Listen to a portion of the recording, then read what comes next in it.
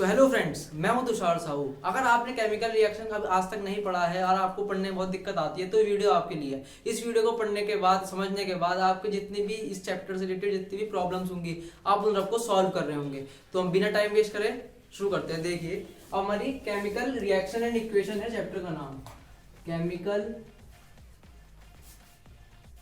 Reactions and equations. ठीक, तो सबसे पहले हम इसमें समझेंगे केमिकल रिएक्शन होती क्या है, केमिकल रिएक्शन को क्यों डिस्क्राइब करा गया है, केमिकल रिएक्शन के क्या क्या एडवांटेजेस है, केमिकल रिएक्शन क्या क्या होती हैं, हम केमिकल रिएक्शन को क्यों यूज करते हैं। फिर ये जिससे भी रिलेटेड क्वेश्चन है उन सबको इस वीडियो में सॉल्व कर रहे होंगे। तो सबसे पहले हम समझते हैं केमिकल चेंज और फिजिकल चेंज क्या होता है, फिजिकल चेंज और केमिकल चेंज में क्या डिफरेंस होता है। हम बहुत बार इस चीज को यूज करते हैं कि फिजिकल चेंज और केमिकल चेंज में क्या डिफरेंस है। देखिए, फिजिकल चेंज क्या होता है। फिजिकल चेंज, इस चीज को हम ऐसे लिखते हैं कि हमारे चेंजेस जो होते हैं, हमारे टू टाइप के चेंजेस होते हैं। एक होता है हमारा फिजिकल चेंज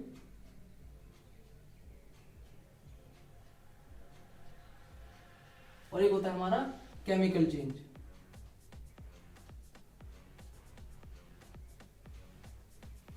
तो हमारा फिजिकल चेंज होता है, in physical change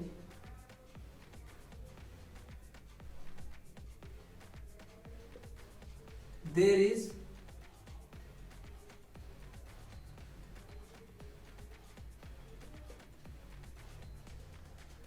no type of chemical substance form। कोई भी इसमें जो हमारा केमिकल सब्सटेंस होता है वो फॉर्म नहीं होता है। और अगर हम आ जाए केमिकल चेंज पे, केमिकल चेंज एक ऐसा चेंज होता है जिसमें जो हमारी केमिकल सब्सटेंस है वो फॉर्म होता है विद डिफरेंट प्रॉपर्टीज इन इसे भी लिख देते हैं ना, केमिकल चेंज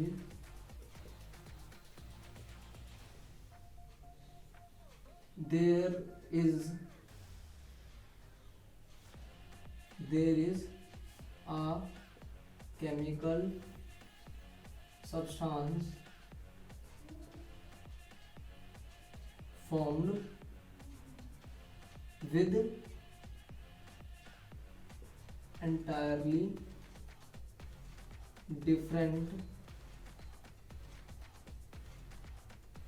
chemical properties।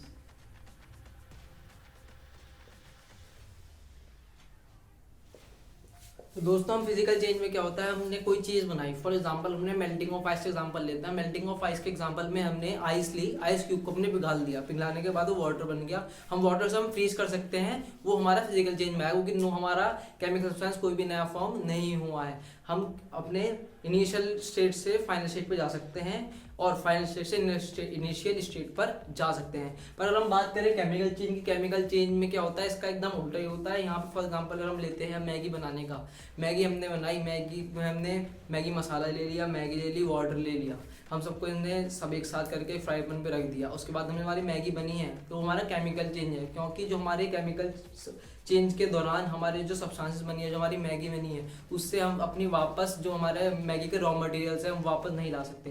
तो दूसरा पॉइंट ये भी लिख सकते हैं फिजिकल चेंज और केमिकल चेंज में कि जो हमारा फिजिकल चेंज है सब इनिशियल और फाइनल स्टेट पे हम वापस जा सकते हैं। पर अगर हम बात करें केमिकल चेंज की, हम रॉ मटेरियल हम वापस पे नहीं आ सकते। फॉर एग्जांपल अगर मैंने आपको बताया मैगी और cooking food is an also an example of chemical change.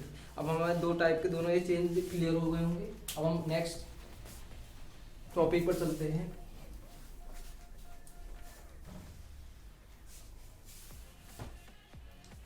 तो हमारे फिजिकल केमिकल चेंज के बाद आता है what is a chemical reaction. अब हम केमिकल रिएक्शन को पहले हम चीज इसी एग्जांपल समझते हैं। अगर हमने मैगी ली, ठीक है, मैगी हमने क्या लिया, हमने मैगी मसाला लिया, खुद मैगी के अंदर ही आ जाता है। चलिए मैगी ले ली सिर्फ हमने, ठीक है, हमने और वाटर ले लिया,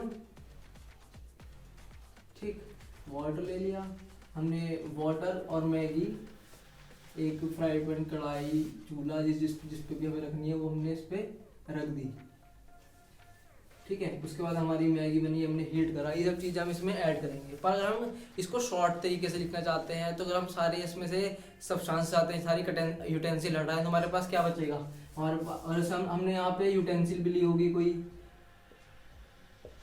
ठीक है, अगर हम इस चीज को हटा दें, हम यूटेंसिल को हटा दें, तो हमारे पास सिर्फ क्या आई, मैगी आई। ठीक है, हमारे पास वाटर आया। ठीक है, हमारे पास उसके बाद क्या आ गई, फिर फाइनली मैगी आ गई, उसमें हमें हीट देने के बाद। तो हमने क्या करा, जो हमारे सारे स्टेप्स थे कि मैगी लिया, उसे बॉईल करना है, फिर उसे मिलाना है, ये सब चीज़ों को कहानी जो हमारे पास बनी थी, हमने क्या लिखा, शॉर्ट में लिख दिया। अगर इसमें और शॉर्ट में लिखना चाहते हैं तो मैगी को mg लिख सकते हैं, वाटर को w लिख सकते हैं, और हमारे पास mgw यानी मैगी प्लस वाटर करके बन के मिल जाएगी। तो हमने इतने बड़े स्टेप को अगर हम कोई छोटी चीज़ में करके लिख देते हैं तो हमारी वो केमिकल रिएक्शन का ही काम होता है। मतलब बड़े से स्टेप जो हमारा कोई कैरिड आउट हो रहा है उसे हमने छोटे स्टेप में लिख दिया। ठीक है, अगर हम और समझते हैं इस चीज़ को, तो केमिकल रिएक्शन में क्या क्या हमसे पूछा था, क्या क्या रिएक्टेंट होते हैं, क्या क्या प्रोडक्ट होता है। तो हम चलो इस चीज़ को समझते हैं कि हमारे पास सपोज करिए कोई सब्सटेंस है ए, ठीक है, वो बी के संग कंबाइन कर रहा है और हमें सी क्या दे रहा है, प्रोडक्ट दे रहा है।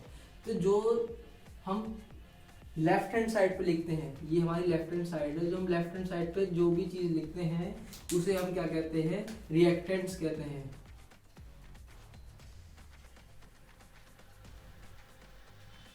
These are called reactants which are written on the left hand side। और ये क्या होता है, हमारा एरो होता है, ये हमें बता रहा है कि जो हमारी रिएक्शन है वो इस डायरेक्शन में कैरिड आउट हो रही है। और जो हमारा सी बन रहा है वो हमारा क्या बन रहा है, ये प्रोडक्ट बन रहा है। This is known as product. ठीक, तो चलिए फिर हम अब एग्जाम्पल्स से शुरू करते हैं। अब हम एग्जाम्पल लेते हैं एक ऐसी केमिकल रिएक्शन का जिसमें हमारे रिएक्टेंट्स और प्रोडक्ट बन रहा होगा। अगर हम एग्जाम्पल लें, हमारी अगर कार्बन है वो अगर हमारा ऑक्सीजन O2 के संग कंबाइन करेगा तो हमारा कार्बन डाइऑक्साइड बनेगा। तो अगर आप इसमें, अब मैं आपसे पूछूं, क्या आप इसमें बता सकते हैं कि क्या हमारा रिएक्टेंट है और क्या हमारा प्रोडक्ट है?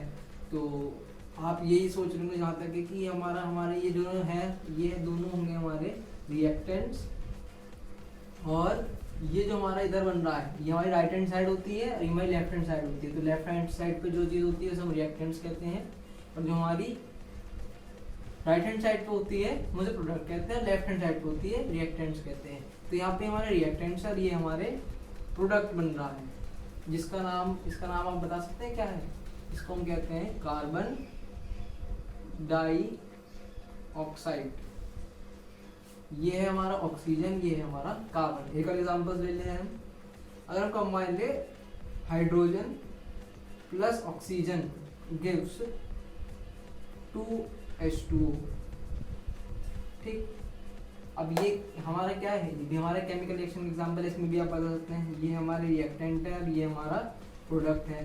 एक और एग्जांपल ले लेते हैं नाइट्रोजन के अमोनिया के फॉर्मेशन का, N2 plus H2 gives 2NH3। ये हमारे सारे क्या हो गए, अब ये हमारे हो गए हमारे रिएक्शन के एग्जांपल। हमारी रिएक्शंस क्या होती है, हमारी बहुत सारी टाइप की होती है, कॉम्बिनेशन रिएक्शन, ठीक है, displacement reaction, double displacement reaction, combustion reaction. उन सब चीज रिएक्शन को समझने से पहले हम क्या समझेंगे, रिएक्शंस को बैलेंस करना समझेंगे। तो हमारे रिएक्शंस को बैलेंस करना हमारे लिए बहुत बहुत बहुत इंपॉर्टेंट होता है। अगर हमारे रिएक्शंस बैलेंस नहीं होगी तो हम कोई भी जो हमारा हमें क्वेश्चन दिए जाएंगे और हमें रिएक्शन दी जाएगी उसमें हमें प्रॉपर मार्क्स, फुल मार्क्स नहीं मिलेंगे। हमारी जो रिएक्शंस होती है इट मस्ट बी बैलेंस्ड। अब हमारे बैलेंस करने के जो हमारे तरीके हैं एनसीईआरटी में आपको बहुत लंबे तरीके से समझा रखा है। अगर आपको रिएक्शन बैलेंस नहीं आता करना तो मैं आपको बहुत अच्छे से सिखा दूंगा। ठीक,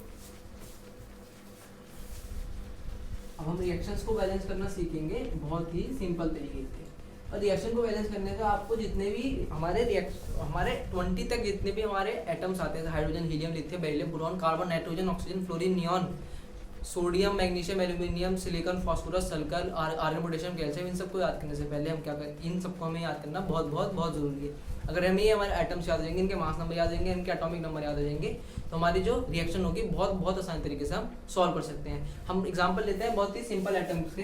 अगर हम एग्जाम्पल लें इसी अमोनिया के फॉर्मेशन का, अमोनिया हमारी कैसे बनती है, नाइट्रोजन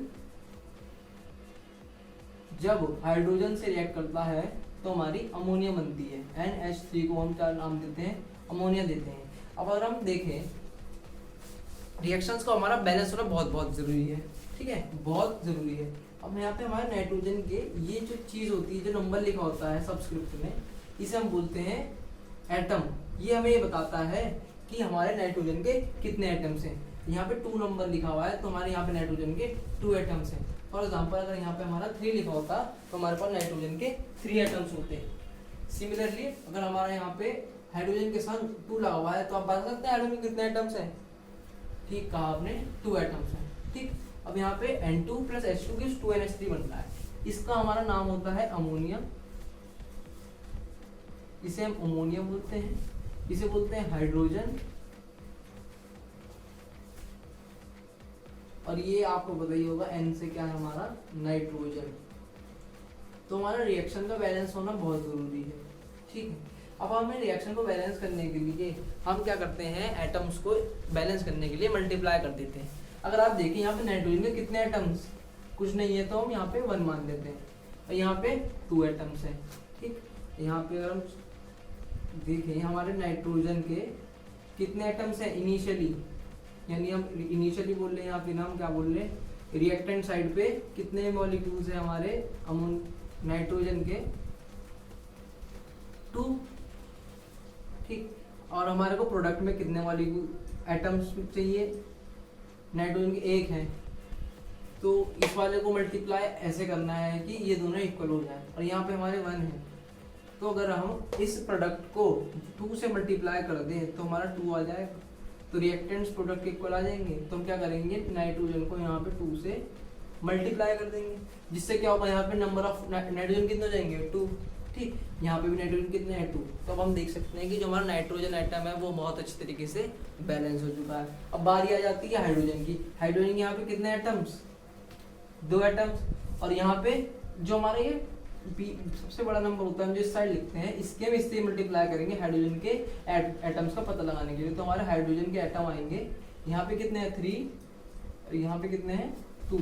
तो टोटल नंबर ऑफ एटम कितने हैं यहाँ पे हाइड्रोजन के 6, और यहाँ पे कितने हैं 2। तो हाइड्रोजन के देखते हैं हमारे रिएक्टेंट साइड्स पे 2 हैं, और हमने यहाँ पे कितने निकाले हैं प्रोडक्ट साइड पे 6। तो अगर हम इस वाले हाइड्रोजन को 3 से मल्टीप्लाई कर दें तो हमारे नंबर ऑफ हाइड्रोजन क्या हो जाएंगे, इक्वल हो जाएंगे। तो अगर हम इसे 3 से मल्टीप्लाई करें तो हमारे पास 6 आ जाएगा। तो यहाँ पे हमने यहाँ पे भी इसे कर दिया 3 से मल्टीप्लाई। अब आप देखिए, अब आप देखेंगे कि हमारी जो रिएक्शन है वो बैलेंस हो चुकी है। देखिए नाइट्रोजन यहाँ पे 2, यहाँ पे भी 2, 2 बन जा 2। ठीक, अब यहाँ पे हाइड्रोजन कितने 6, यहाँ पे हाइड्रोजन कितना होगा 2 3 6। तो हमारी अब ये रिएक्शन बहुत अच्छी तरीके से बैलेंस हो चुकी है। एक और एग्जांपल लेते हैं हम आपका इसी रिएक्शंस के regarding. Zinc plus HCl gives ZnCl2। अब इस रिएक्शन को क्या करना है, या रिएक्शन को मैं एक बार और आपको बैलेंस करना सिखाऊंगा, बाकी जो मैं आपको थर्ड रिएक्शन दूंगा वो आपको खुद सॉल्व करनी है। ठीक,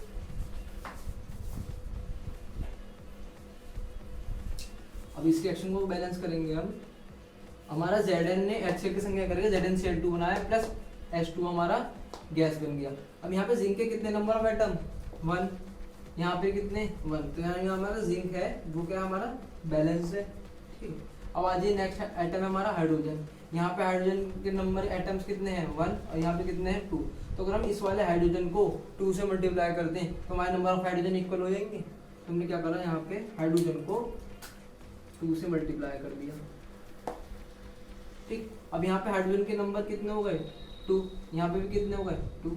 तो यानी number of hydrogen on reactant side is equal to number of hydrogen on product side. तो हमारा हाइड्रोजन भी बैलेंस हो चुका है। अब हमारा तीसरा एटम कौन सा है इस पूरी रिएक्शन में, क्लोरीन है। अब क्लोरीन को बैलेंस करना है। यहाँ पे क्लोरीन के कितने एटम्स 1 नहीं कहेंगे, इसको इससे मल्टीप्लाई करेंगे तो यहाँ पे हमारे क्लोरीन के कितने आ जाएंगे 2 आ जाएंगे, और यहाँ पे भी हमारे कितने क्लोरीन के 2 हैं। तो अगर हम रिएक्शन देखें हमारी सब बैलेंस हो चुकी, क्योंकि हमने अभी पिछले स्टेप में जिंक भी बैलेंस कर लिया, हाइड्रोजन भी बैलेंस कर लिया और क्लोरीन भी बैलेंस कर लिया। अभी हमारे तीनों आइटम बैलेंस हो गए, तो हमारी क्या रिएक्शन क्या हो गई, पूरी तरीके से बैलेंस्ड हो गई।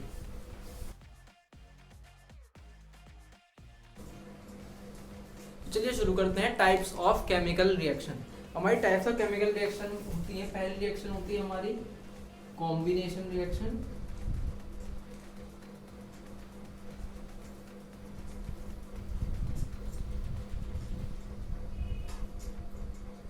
सेकंड होती है हमारी decomposition reaction,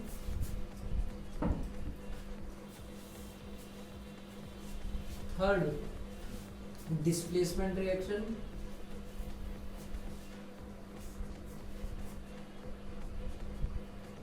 fourth double displacement reaction,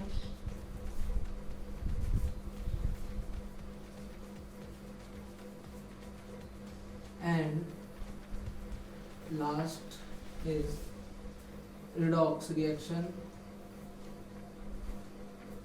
जिसमें कि हमारा साइमल्टेनियसली ऑक्सीडेशन और रिडक्शन दोनों हो रहे होंगे।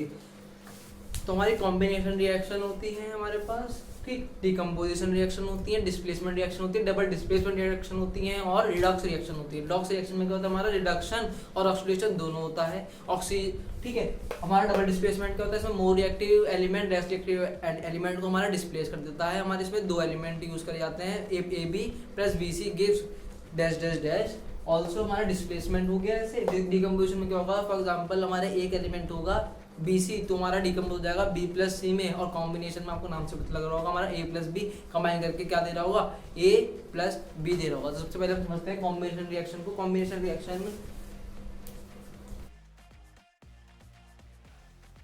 सबसे पहले हम समझ रहे होंगे कॉम्बिनेशन रिएक्शन को। कॉम्बिनेशन रिएक्शन क्या होती है, इसमें हमारे दो कंपाउंड होते हैं। फॉर एग्जांपल हमने कंपाउंड ले लिया ए, एक कंपाउंड ले लिया बी, ये दोनों कंबाइन करेंगे और क्या बना लेंगे, ए बी बना लेंगे, मतलब आपस में कंबाइन हो जाएंगे। अगर मैं एग्जांपल ले कोई भी रिएक्शन को, फॉर एग्जांपल हमने पीछे भी दी, कार्बन हमारा ऑक्सीजन के साथ रिएक्ट करेगा तो हमारा कार्बन डाइऑक्साइड बना लेगा। This is an example of combination reaction. हैं डिकम्पोजिशन रिएक्शन को। डिकम्पोजिशन रिएक्शन में क्या होगा, नाम से पता चला डिकम्पोज होगा कोई भी चीज। फॉर एग्जांपल हमारे पास कोई कंपाउंड है सी डी, ठीक है, यहाँ पे पर्टिकुलरली सी भी हो सकता है, तो वो डिकम्पोज हो जाएगा किसमें, सी प्लस डी में। इसका एग्जांपल ले लेते हैं कैल्शियम कार्बोनेट का, बहुत ही famous example, CaCO3 gives CaO, इसे हम हीट करते हैं, ये हमारा हीट का साइन होता है, डेल्टा बनाते हैं, CaO प्लस CO2, ये हमारा लाइन बन जाता है, ये हमारी कार्बन डाइऑक्साइड रिलीज हो जाती है, और ये हमारा कैल्शियम कार्बोनेट है। ये हमारा एग्जांपल हो जाता है डिकम्पोजिशन रिएक्शन का। तो हम नेक्स्ट आते हैं डिस्प्लेसमेंट रिएक्शन पे। Displacement reaction are of two types, single displacement reaction and double displacement reaction, ठीक है। Displacement reaction, displacement reactions are of two types, single displacement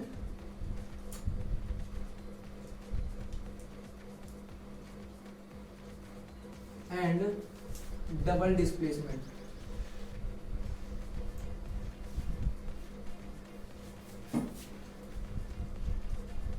single displacement में एग्जांपल कंसीडर करिए, ए प्लस किसी element B से के संग हमारा रिएक्ट कर रहा है, हमारा कोई भी ए प्लस बी सी रिएक्ट कर रहा है, तो हमारा वो बना रहा है बी प्लस ए सी, ठीक। अब हमारा ऐसी डबल डिस्प्लेसमेंट एग्जांपल होता है, ए बी किसी एलिमेंट सी डी के संग रिएक्ट कर रहा है, तो वो बना लेगा A D plus B C. तो हमारी जो डिस्प्लेसमेंट रिएक्शन होती है सारी किस तरीके से होती है, डिस्प्लेसमेंट रिएक्शन किस चीज पर डिपेंड करती है, डिस्प्लेसमेंट रिएक्शन हमारी डिपेंड करती है रिएक्टिविटी सीरीज पे। जो जितना ज्यादा रिएक्टिव होगा वो अपने से नीचे वाले एलिमेंट को अपने से डिस्प्लेस कर देगा। तो रिएक्टिविटी सीरीज हमारी होती है, शुरू होती है पोटेशियम से, का ना का मग, ये मैंने वो तरीका बताया जिससे मैंने खुद याद कर रखी है, काना का मगल जन फी पब सन कु, काना का मगल सन फी पब कु H G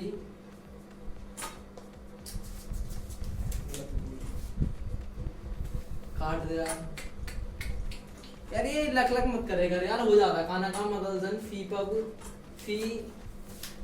pub hydrogen HG AG AU सही तो दिया। चल दोबारा बना दे, कोई नहीं। कर ले स्टार्ट में पार्ट को वीडियो।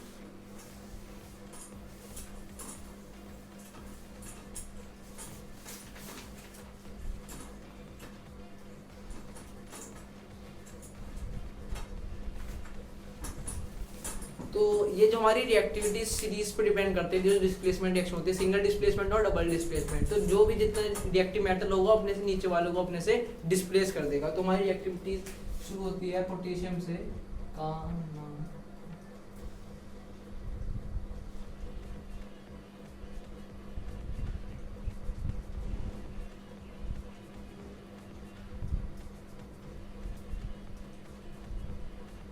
Hg, Ag और Au।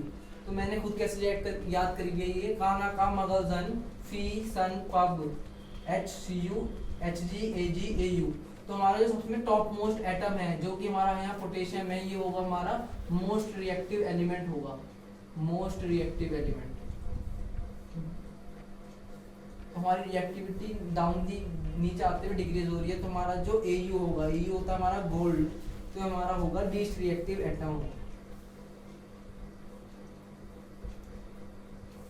तो हमारे ये पोटेशियम, सोडियम, कैल्शियम, यहाँ आपने देखा होगा हमारे मोस्टली कंबाइंड फॉर्म में मिलते हैं क्योंकि इनकी रिएक्टिविटी बहुत ज़्यादा होती है।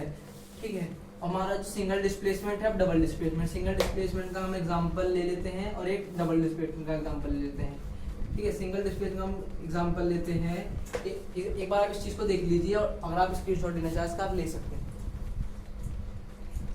तो हम इसका रिएक्शन का एग्जांपल लेते हैं Mg प्लस CuSO4। तो अगर हम देखें तो मैग्नीशियम है हमारा मोर रिएक्टिव है देन कॉपर से, तो हमारा मैग्नीशियम कॉपर को उसकी पोजीशन डिस्प्लेस कर देगा। तो हमारा बन जाएगा MgSO4 प्लस Cu हमारा अलग हो जाएगा। ये हमारा परफेक्ट एग्जांपल हो जाएगा सिंगल डिस्प्लेसमेंट रिएक्शन का। अब आ जाइए हम डबल डिस्प्लेसमेंट रिएक्शन पे। डबल डिस्प्लेसमेंट का एग्जांपल होगा BaCl2 प्लस KSO4। तो हमारा इसमें बन जाएगा रिएक्शन में BaSO4 प्लस KCl2। तो हमारा ये होगा हमारा ये एग्जांपल हो जाएगा डबल डिस्प्लेसमेंट रिएक्शन का। लास्ट टाइप पढ़ेंगे हमारा ऑक्सीडेशन एंड रिडक्शन, जिसे हम कॉम्बिनेशनली हम क्या कहते हैं, रिडॉक्स रिएक्शन। तो रिडॉक्स रिएक्शन का हमारा एग्जांपल हो जाता है कार्बन डाइऑक्साइड हाइड्रोजन की संख्या करके कार्बन मोनोऑक्साइड प्लस वाटर बना रही है। तो अगर हम देखें तो हमारा अगर ऑक्सीजन है वो हमारा ऑक्सीजन को क्या कर रहा है, लूज कर रहा है। और हाइड्रोजन को देखें, हमारा हाइड्रोजन क्या कर रहा है, ऑक्सीजन को गेन कर रहा है। तो जो गेन कर रहा है उसका हो रहा है हमारा oxidation. Gain of oxygen is known as oxidation and loss of oxygen is known as reduction. और अगर हम इन दोनों को कंबाइन कर दे तो हमारी रिडॉक्स रिएक्शन कहला जाती है। रिडॉक्स रिएक्शन में ही देखिए रिडॉक्स का मतलब ये हो रहा है RE से मतलब हो रहा है इसका रिडक्शन एंड OX का मतलब हो रहा है हमारे पास ऑक्सीडेशन। तो जो हमारा एग्जांपल है ये बहुत ही बड़े एग्जांपल है हमारी रिडॉक्स रिएक्शन का। आई होप आपको ये समझ आई होगी। और आप इस चीज़ को ऐसे भी समझ सकते हैं, शॉर्ट फॉर्म में याद कर सकते हैं LEOGER। यानी अगर हमारे पास लॉस ऑफ इलेक्ट्रॉन हो रहा है तो वो ऑक्सीडेशन है, और अगर गेन ऑफ इलेक्ट्रॉन हो रहा है तो हमारा रिडक्शन है। इस चीज़ आपको हेल्प करेगी किसी भी एटम को रिडक्शन और ऑक्सीडेशन पहचानने में। तो फ्रेंड्स इसी के साथ हमारे वाला चैप्टर ख़त्म होता है और ये हमारी वन शॉर्ट सीरीज़ की पहली वीडियो थी। और मैं बहुत कोशिश करूंगा कि आपका इस वन शॉर्ट सीरीज़ में ज़्यादा से ज़्यादा चैप्टर ऐड करने की कोशिश करूं। अगर आपको वीडियो पसंद आई हो तो प्लीज़ इसे लाइक शेयर एंड सब्सक्राइब जरूर कीजिएगा। और कोई भी प्रॉब्लम है इस टॉपिक से रिलेटेड तो आप इस कमेंट सेक्शन में कमेंट करके मुझे बता सकते हैं। Thank you so much.